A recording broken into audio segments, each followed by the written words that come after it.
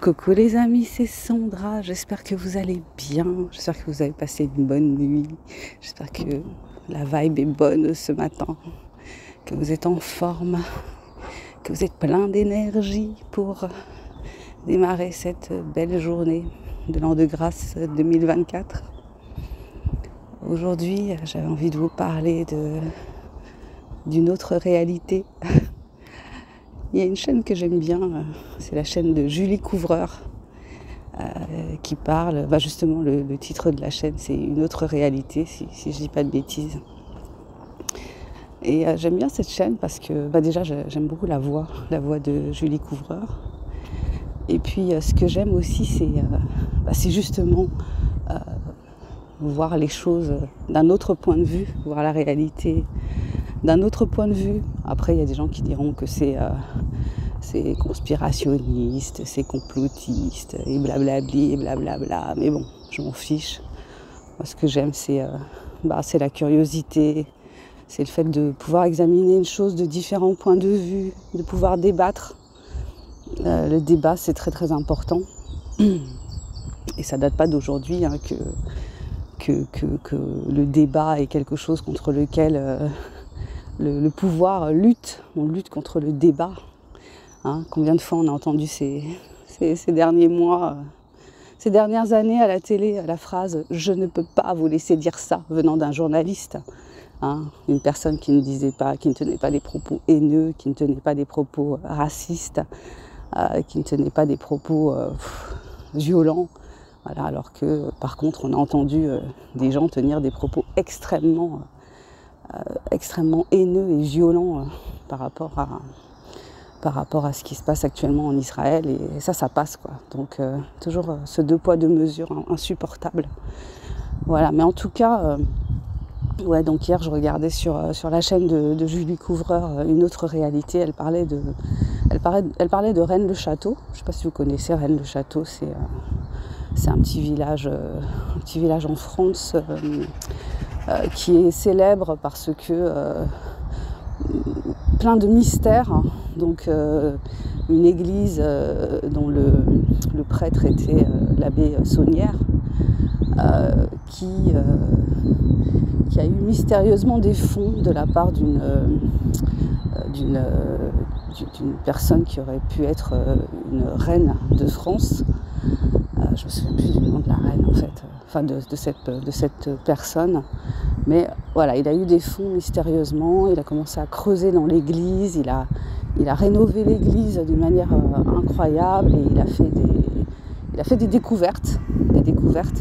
Et le début de la vidéo de Julie Couvreur, c'est l'abbé Saunière qui va mourir et qui va avoir l'absolution avant de mourir.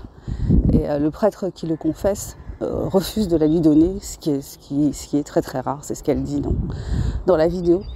Alors l'idée c'est quoi? C'est qu'en fait Jésus aurait eu une descendance. Je crois que c'est ce qui est un peu repris dans Da Vinci Code. Il faudrait que je relise Da Vinci Code, je ne me souviens plus. Mais voilà, donc Jésus aurait eu une descendance.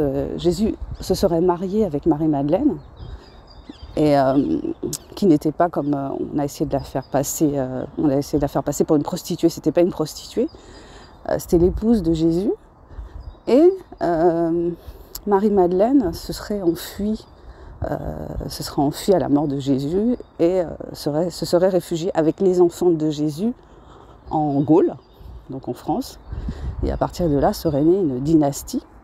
Et du coup, ça m'a éclairé. Enfin, je me suis dit, tiens, c'est pour ça qu'on parle toujours de monarchie de droit divin. Pourquoi on dit toujours monarchie de droit divin? Moi, je me dis toujours, mais ces gens-là, ils deviennent monarques, mais de quel droit, quoi, en fait? Pourquoi eux et pas quelqu'un d'autre? Voilà, donc ce serait ça. Après, je sais pas, moi je suis pas historienne, je vais pas aller faire des recherches, mais je trouve que ces vidéos sont toujours super intéressantes. Le montage est vraiment top, quoi. Donc du coup, je regarde pas ça sur mon téléphone, je regarde sur ma télé parce que je trouve qu'elle fait un super travail. Donc si vous êtes comme moi curieux, si vous Si vous aimez avoir des visions différentes des choses, si vous trouvez parfois que ce qu'on nous dit est un peu léger ou pas très clair, où il y a des zones d'ombre, je pense que cette chaîne elle peut vous intéresser, elle peut vous plaire. Après il y a des trucs auxquels j'adhère pas, il y a des trucs qui au contraire ça fait tilt dans ma tête. Voilà, mais moi j'aime bien ça, avoir différents sons de cloche, tant que ça n'affecte personne, ça ne, comment dire, c'est nécessaire, le débat est nécessaire. Donc évidemment, cette femme, elle est victime d'attaques de trolls, elle est discréditée, mais bon, vaut mieux se faire sa propre opinion. Et ce que j'ai trouvé intéressant aussi dans la vidéo sur Rennes le Château, c'est qu'à un moment donné, elle dit qu'il y avait 50 évangiles.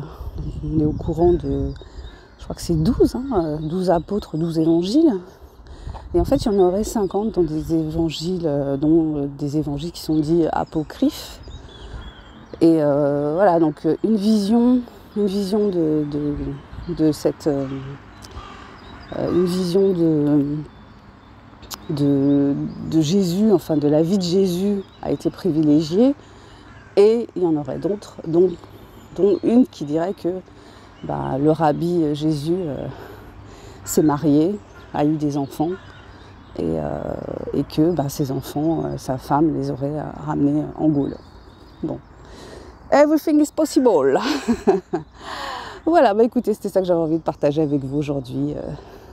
Une autre réalité, et vous inviter à découvrir cette chaîne que je trouve hyper intéressante, passionnante en fait. Je vais m'arrêter là pour aujourd'hui. Je me présente pour ceux qui ne me connaissent pas, parce qu'il y en a encore qui ne me connaissent pas. Je suis Sandra Yanval, je suis écrivaine indépendante. Sur cette chaîne, je partage avec vous ce que j'ai envie de partager dans la liberté, l'ouverture d'esprit. Je vous propose de découvrir mes écrits. Ils sont tous sur la plateforme Amazon. Je vous propose aussi de découvrir mes formations. Voilà, donc j'ai fait des formations pour les aspirants écrivains. Donc elles sont toutes sur cette chaîne. Elles sont en open space, gratuites, tout à fait, totalement. Et puis, comme je vous l'ai dit, je démarre une nouvelle carrière de coach. J'accompagne les personnes qui souffrent de troubles du comportement alimentaire ou bien qui veulent perdre du poids. Voilà, donc un accompagnement orienté vers la nourriture doudou, la nourriture addictive. Voilà, donc on travaille là-dessus à vous rendre moins addict à la nourriture le sucre surtout, qui est une véritable drogue. Voilà, écoutez, je vous souhaite une super journée, prenez soin de vous, prenez soin de votre mental, je vous souhaite le meilleur pour cette journée, tout comme je vous souhaite le meilleur, et je vous dis à bientôt, bye bye.